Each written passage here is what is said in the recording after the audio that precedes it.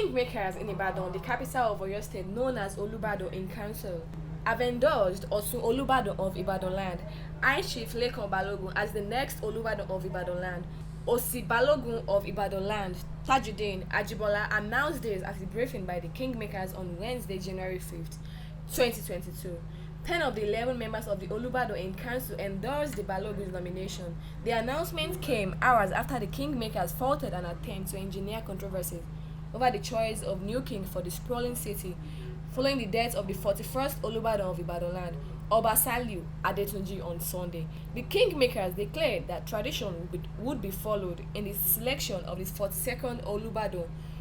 who will be announced at the end of the traditional mourning period for Oba Adetunji. The kingmakers made the assertion at the end of a 2-hour closed-door meeting held at the residence of Lekan Balogun, who by tradition would step in as the 42nd Olubadan of Ibadan land, as the head of the hierarchy of chiefs in the ancient city.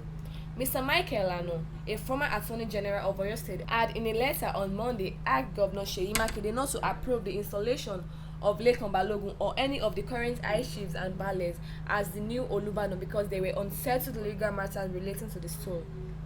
The lawyer had in his letter argued that former Governor Abiola Ajumobi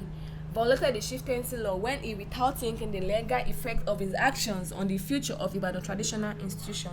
conferred the title of Obaship on some high chiefs and baales and gave them the right to wear beaded crowns and coronets. In 2017, Lekan Balogun was one of the chiefs conferred with the beaded crowns then, and Lano in his letter to Makinde asserted that the chieftaincy declaration of 1957, which has not been set aside, forbade the elevation of an Oba to the position of Olubadan. The lawyer therefore advised that the governor should withhold his approval of any of the high chiefs or baales